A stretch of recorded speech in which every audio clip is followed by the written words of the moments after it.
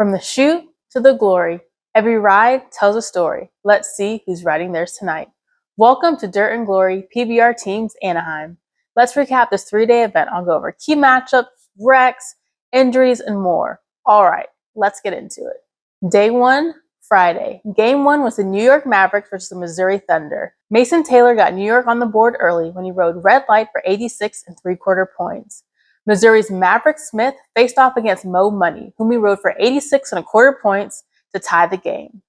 Boudreaux Campbell came out for the Thunder for the second time that night when he left the chutes on his re-ride bull, UB Smooth. Boudreaux rode him for 86 1/4 points, giving him a walk-off win. Missouri started off the weekend with a win and is ready to use that momentum rolling into Day 2. Game 2, the Carolina Cowboys versus the Florida Freedom. Florida's Thiago Salgado started off the game with a ride aboard Whoa for 84 1/4 points. Derek Kolbaba faced July and rode him for 87 1/4 points. However, Florida challenged for a touch, but they lost their challenge and Carolina got to keep their score. John Crimber, as usual, was last out for the Florida Freedom, and he showed out against Rafiki for a score of 88 1/2 points. The Florida Freedom conquered the Carolina Cowboys and got the win. Game 3, the Nashville Stampede versus the Texas Rattlers. Brady Fielder left the chutes first for Texas aboard Sugar Daddy for a score of 85 1/4 points. There was a reride option due to bull performance, however, Texas declined because they had predetermined if they had any score over 84 1/2 points, they would keep it if a reride opportunity presented itself. Nashville's Austin Richardson did the best he could aboard Easy Labor and was awarded 78 points. Due to bull performance, he was offered a reride, which Nashville accepted. Austin will be taking the reride bull. Anderson de Oliveira faced a fast bull when he faced off against Stryker to finally get Nashville on the board. Well, that wasn't until Texas challenged for a slap and won, removing that score off the board. The Rattlers shut out the Stampede. Game 4, the Oklahoma Wildcatters versus the Austin Gamblers. Austin's Sage Kimsey had a great leadoff ride aboard Hermes when he was awarded 88 3/4 points. Court McFadden came out for the Wildcatters aboard Fajita, who he rode for an easy 85 points. Jose Vitor Leme was matched up with Landman, and he was able to clinch the game early with a score of 89 3/4 points. The Austin Gamblers battled it out and they managed to come out ahead. Game 5, the Missouri Thunder versus the Arizona RidgeRiders. This game had a lot going on, with 4 different reride options awarded during the course of this game. Everton Atonde Silva started off the game aboard Ezra the Great, and he got a score of 73 3/4 points due to bull performance. He was given a reride option, however, Arizona decided to keep this low score.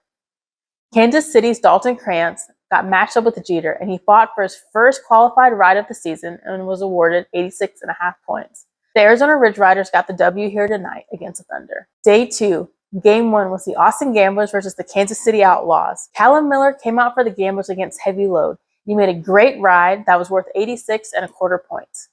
Dalton Castle rode Honky Tonk for 85 1/4 points. And since that ride clinched the game, Austin decided that Lucas Davino would go out instead of Jose Vitor Leme. Kansas City's Heitor Santos Veredas gritted it out when he rode Dynamite through a stumble and made the 8. He scored 84 1/2 points and did not get a reride option despite the stumble. For the second night in a row, and ironically with the same score, Austin got their second win of the weekend. Game 2, the New York Mavericks versus the Carolina Cowboys. Quick news alert, Carolina acquired Jacoby Hale from the Arizona RidgeRiders this past week. New York's Mauricio Mededa came out and made a great ride aboard War Boy for 89 points. Ethan Winkler immediately answered New York when he rode Head Turner for 83 3/4 points. Derek Kolbaba was prepping on Big Tasty when the bull reared in the chutes, nearly pinning him. Big Tasty then leapt forward, planting his hoofs on the front pad near the judge, and Derek's team pulled him to safety. Appearing to be injured, Derek gave way to Jess Lockwood. As Jess was preparing to nod, Big Tasty fought the neck rope that's meant to stop him, again getting his hoofs near the judge, and he started flailing. Just his teammate yanked him clear before he could get injured, and he was awarded a reride. The Carolina Cowboys got 2 more rides than the Mavericks and clinched the game. Game 3, the Florida Freedom versus the Oklahoma Wildcatters. These bulls are bred to buck, but man, Triton was bucking hard with Thiago Salgado on his back. Thiago managed to get the 8 and scored 87 1/2 points. Oklahoma's Court McFadden had a wild ride aboard the Intimidator, but he made the 8 and had a reride option. Before Oklahoma could find out their score, Florida challenged for a slap at the end and won. John Crimber clinched the game for the Freedom when he rode Love Country for 88 1/4 points. Florida beat the Wildcatters for their second win of the weekend. Game 4, the Missouri Thunder versus the Texas Rattlers. Maverick Smith came out for the Thunder on a speedy bull by the name of Kiowa Havoc. The bull did stumble a little bit in his front end, but Maverick gritted it out and made the 8 for a score of 86 points.